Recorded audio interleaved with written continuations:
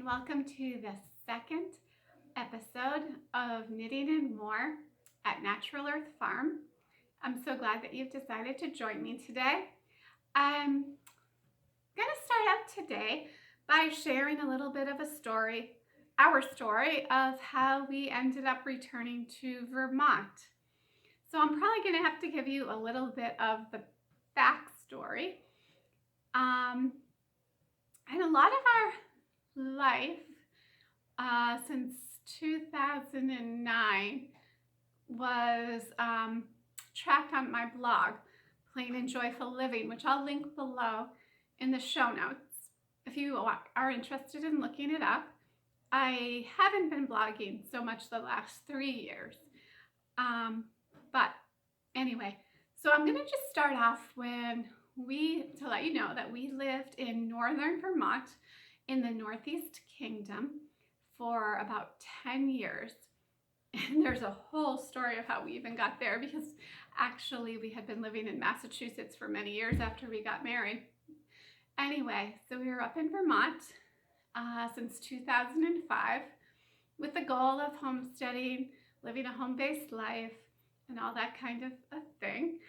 And we went through many trials, but also many successes, and we did, for the most part, live a pretty much home-based life. And although we didn't get into farming except for our very first year there, we did end up creating a handmade business, making toys, a home decor and rustic wedding decor out of branches. We got on in Etsy really at the right time, I think. So we were blessed there, and our business grew, and it basically supported our family since full-time since 2009. We bought a very inexpensive house right down the road from our off-grid mobile home. And it was on a pond. It was basically a oversized hunting cabin, but it was definitely home. And we were there for 6 years when we knew that it was time to either fix it up to some degree, or we really wanted to look at where our goals were. And there was 3 acres of land we had that was at least a third to a half of it was wetlands, because we had a nice sized pond there. And so it really wasn't great for farming. We did have gardens, of course, and goats. But we decided that we also wanted to have more of our own woods for our business, for our handwork business, because we use smallish sized trees. At the time, a lot of gray birch, which is really the white looking birch bark, not the peeling birch bark, but the white bark. It doesn't peel, but it's actually called gray birch. At least that's what my husband tells me. And so he uses all different sizes, from like small diameter like this to bigger. And anyway, so he'd always go off site to get most of his wood to people that were kind enough to wanting to clear the edge of their fields. And we never had a problem, but we were at this point where we knew we had paid down our mortgage quite a bit. We were in a position where our income had grown over the few years, where we could get a mortgage for a property with more land. And so we thought at the time that we were supposed to stay right in the Northeast Kingdom, and we went about we put our house on the market. And what should happen? We didn't think it would ever sell, but within the first couple months, it sold. And the new people were gracious enough to say that they didn't need to move in until the spring, so we could take our time finding a place. But we knew that we wanted to find a place before the winter, because it would be really hard to look for a place during the winter. Anyway, I have to get this story going here. So we looked for a house all over where we lived, and we put offers on 3 different houses. One of them was what they were asking. The others were very close, and none of the offers went through. One we even went back to this one. But anyway, it didn't work out. And we said, well, you know what? We can go anywhere in New England. We just wanted to stay close to our extended family. So I would do searches online for a whole of New England. And of course, I'd always start out with like the lowest price because, hey, we can fix up a place. Or who wants to spend money if you don't have to? Even though we were approved for, I'm sure to most of you it would be a small amount. But to us it was a lot. And so we found this one house property in Freedom, Maine, and they were only asking $89,000 on 7 acres, some open land and some wooded land. So we said, let's go take a look. We almost didn't go take a look, but it was the same weekend as the Common Ground Fair, and I had always wanted to go to the Common Ground Fair. So at the last minute, I'm like, no, let's not go. Okay, wait a minute, let's go. So we just throw everything in the car, and we met the realtor. We got there just in time, and we went in the house, and in 10 minutes, we're like, this is it. This is where we're gonna be. So we made an offer, $85,000, and they accepted. They didn't counter nothing, and that was it. And it all went pretty well through the process. I'm really sure where the other one left off. So I'm just gonna say that we ended up in Freedom, Maine with a house with a really low mortgage. We knew it was worth a lot more than what we paid. We ended up moving in December 1st, 2015, and that December, the property did not have an outbuilding except for an attached shed garage. And so we needed a place for our animals, of course. And so we were so blessed that December was so warm. It was 30s or above nearly every day. And Mike found somebody to buy some rough sawn lumber from, and he got a barn built for the goats and the chickens and a little fenced in area done. Anyway, so they all came with us and we got moved in. There's much more adventure in all of that, but we settled in Maine, and it was a quiet road, but it was a paved road, which was new for us. But it turns out we were still about 7 miles from a little town and 30 minutes to a bigger town. It ended up that we still felt really isolated, and we missed our son in Vermont. Our other son already lived in Virginia, which was far away anyway, but we missed our son in Montpelier. And it turned out that our family didn't really like traveling up to Maine from Massachusetts and Connecticut because 95 is crazy with traffic to get to where we lived in Maine. But things went okay there. We met some wonderful people and got involved in a homeschool group and found a little church. But then in that very first spring, Mike and I did just a little part-time work for a pretty large organic vegetable farm down the road from us. And after working there for a day or two, it like all clicked in for me. Like, honey, what are we doing? Why aren't we farming? When we set out to move to Vermont, we wanted to farm. I know we got sidetracked, but let's not give up our dream. And so we thought, well, can we farm here? And we thought about it, and I kept growing the gardens for those 2 summers we were there. But it was a really saturated area, believe it or not, of organic vegetable farming because the Common Ground Fair was really close to there. So there was a ton of farmers. Not that we couldn't have figured it out, but we also really, really missed Vermont. So, long story short, 2 years later, it's the spring of 2000 and, I have to do all this math, 18, so a little over 2 years later, and we've noticed that the property values in the area seem to have been going up, and there just was not a lot on the market. And we thought about what we paid for our house. So we knew what we owed on our mortgage, and we were like, oh my goodness, I think we could maybe make $50,000 on selling this house and move back to Vermont. Let's see what we can find. Let's get approval. So we went to a local bank in Vermont This was in the winter / early spring of 2018. And even though our business was kind of static, we somehow got approved for a mortgage for up to an amount where we're like, well, I think we can find something. And with the sale of our house, so we had this number in our head of what we were going to sell our house, what we would like to sell our house for in Maine. Okay, we bought it for $85,000 and we said we want to sell it for $135,000. Meanwhile, we had really done nothing to the house except some interior paint, touch up, a barn, a little cabin up in the woods, but I mean, just some little, not a lot of money into it at all. And lo and behold, what do you think our first offer was? $135,000. So we're like, wow. So that was in the end of May. And so Mike and I took a weekend. It happened to be our anniversary weekend during Memorial Day weekend. And we headed to Vermont to check out some properties. We only had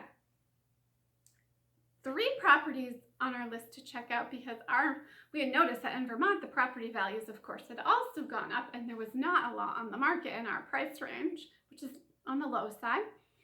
And the house that I really had my heart was set for was on the higher end of what we could afford. We drove by the house we were going to look at on our way to see the house we live in now, but we knew right away that that property would not work. It did not have good farmland at all. And then we came to where we are now. Let me just back up a little bit. We had some requirements that we wanted. We wanted a house that was on a main road or in a village, a place where we could farm, and a place where we could have a farm stand or farm store too, because we wanted to become more a part of the community. So when we arrived here, it was just like instantly, we knew it. We knew that this was the house for us. Our realtor had said that, actually originally she said we couldn't even see it because there was an offer on the house. But then she called me the day before we were to come to Vermont and she said, they haven't agreed yet, so come on and take a look. So we did, and then she just said, well, just write down your best offer. So we did. I figured out with what percentage we could put down, the absolute most we would get approved for by our mortgage, so I gave them our best number, and he accepted our offer. So it was pretty amazing. Meanwhile, we knew nothing about the community here. We didn't do an inspection. I am not telling anybody to do this, go about this way when you decide to buy a property. But it had a beautiful 2-acre field for planting, right? It has a brook all along it, a beautiful 1-acre fenced backyard for the animals, and outbuildings that were appropriate for the farm store. We need to do some work. Okay, so I'm going to have to wrap it up a little bit about the story of how we ended up here. We ended up here July 27th, we moved in, and we were just so happy to be back in Vermont. And it also turns out that we ended up in an amazing little community with supportive people and more. So that is our story. So this winter money is definitely tight. Mike's been blessed to have some side jobs. Our online businesses are ongoing. We're still making things and we sell them in our Etsy shop. And that's working out too, but we're really looking forward to the spring to get the gardens planted and get our farm store open again. And also Mike has a lot more side work that he does. He does carpentry and landscape type work that will resume at a many more opportunities in the spring. So anyway, I just wanted to tell you a little bit of how we got back here. Vermont just feels like home to us. Maine is beautiful and there are beautiful people there as well, but Vermont is definitely home. And we're happy to be in central Vermont actually. It's not, the weather isn't quite as extreme as northern Vermont, and then we're a little closer to my parents too. So that's nice. Okay, now I'm gonna get to the knitting. For the finished objects, I did finish Emily's mittens, but they are quite wet because they just came in from plane. They're in piece fleece, and I'm gonna be working up this pattern a little bit more in detail, changing up some things. So I'll be sharing that with you at some point. I finished both of mine as well, which are covered in, they have a lot of shavings on them because I wear them out doing my chores. It's also piece fleece, and they keep my hands nice and warm. So that is done. I have some things that I put in our shop. I'm not going to spend too much time with this because I don't really want this to be about selling or anything like that. But I did finish 2 little Kina doll vests. Actually, this one already sold. They're a quick knit. I can knit them in one evening when Mike and I are just watching a program. So that's nice. It's a good way to make a little bit of money and provide a cute little vest for a Waldorf doll or some other doll. And now I'm also working on, for the store, these little gnomes, which is how I really started the handwork toy Waldorf business way, way, way back in like 2005, maybe even before. But I got it on Etsy the month they started, I think, for that shop. So this is just my simple gnome pattern, and then I needle felted some wool for the heart for Valentine's Day. So those are those. And this yarn is Knit Picks Wool of the Andes, and I'm sorry I don't have the colorway written down. I took the label off and I don't have that anymore. I just need a sip of water. Okay, and my 2 works in progress. The first one is the Hedge Witch shawl, which I shared with you last week. I am making some progress on it. I love the texture that it makes. And this is a knit along with Fiber Track and a Gentle Knitter. This is Piece Fleece, Negotiation Gray, which I really love this gray. It has little specks of black in it. I'm not sure if you can see it, but I am running into an issue that I don't have any super long circular needles. I'm hoping maybe I will get the opportunity to get some. If not, it's going to be a little bit hard to knit because this is going to be a very big, nice, warm, cozy shawl I'll look forward to wearing around our house that we keep quite cool. And my other work in progress is that sweater I showed you last week. It is a simple pullover sweater knit in the top down. It's called Brick. I think I'm getting pretty far down into the shaping. This is the chestnut colorway of Piece Fleece, size 8 needles. I really don't have too much to show here. I'm still working on it. Increasing every other row. This is the top. Be adding on a ribbed collar by picking up stitches afterwards. So I still have a bit to go on that. But I'm enjoying it. It's something that so far I can do, and I think I'll be able to keep doing when I'm reading out loud our homeschool work with the children, or even for myself. Speaking of that, I'm going to share. I've been reading history books because I really want to understand and know and have better factual knowledge of our history, especially our country's history. And it's so hard to know what's true and what's not true, but I figure if I read it from a variety of sources, I'll have a better idea. So let me see. I am reading The Defining Moment about Franklin Delano Roosevelt, and then People's History of the United States. I'm rereading sections of this and going through it again. So I'm enjoying both of those. And I was thinking that one of the things that I would like to do is start on Christmas or holiday knitting projects now. And this is very hard to do. I wanted to do this last year, and I did a little bit at the beginning of the year, but then it just kind of faded. The weather gets nice. There's so many other things to do. But perhaps we could all hold each other accountable. And of course, there's no pressure, nothing, other things come up. Priorities change.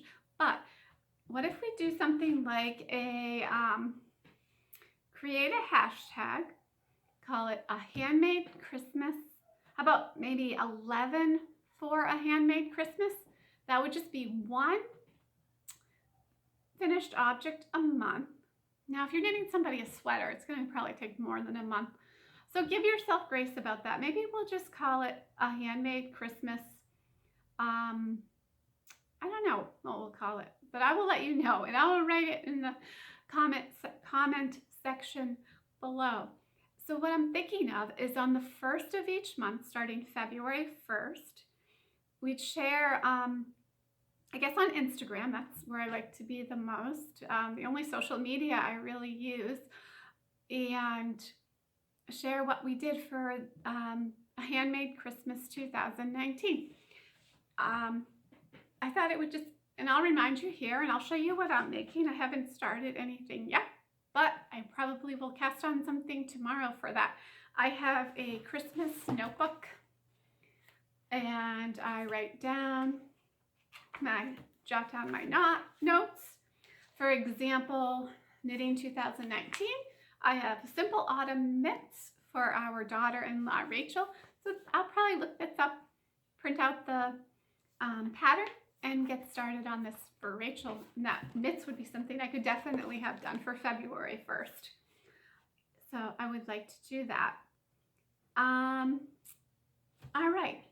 Let's see, I want to tell you something I'm going to start doing as well, and this is a long-term project that I am going to do all the way up until Christmas, but I think it's going to be more for us.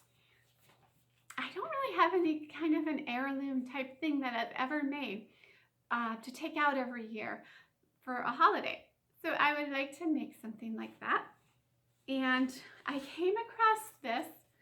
It's called Martin Stories Nordic Throw. It's really a blanket though. I guess that's what a throw is. But it's really quite simple. It's just made of individual squares with little trees on it. So I love it. And what I also loved about it was that I can use up all this piece fleece yarn that I have. I have this whole basket. I have more of some of the colors, but these colors would work really perfectly with that. So I will share my squares each podcast that I've made. The only color that I don't have, which I would really like to get, it's kind of a brick red. So I may, when we can, order that. Okay, and the last bit of making that I want to share today is the little bear that I showed you last time. I have knit a little sweater for him. This is fingering weight. I guess it's Wool of the Andes pallet. It's called Pallet from Knit Picks. And I took an old linen dress, or I think I got this linen dress at the thrift shop, but it didn't end up fitting. So I made him some pants with the linen dress. So I'm gonna work on this pattern a little bit more, the actual sewing pattern, and then the pattern for the sweater, and get that refined. And I think I'm going to knit pants. I am just not a sewer. I don't know. Maybe I'll give the pattern for the pants as well, but it was challenging for me. I think I would do better with a knitting pattern for pants myself. And then I'm going to put it all together into a pattern, sewing and knitting. So the sewing part would be the actual pattern to trace and sew, and then the patterns for the little bear's clothes. I dyed another linen shirt that I had got, I think, from Goodwill with onion skins I had been saving up, and these I'm going to use for a base for a couple more bears as well. So I think that's about all I have for sharing today. I just wanted to say how happy I am that you're joining me here. And I wanted to also please leave any comments below if you have any suggestions. And I hope to share some more with you next week. Thank you so much. Bye-bye.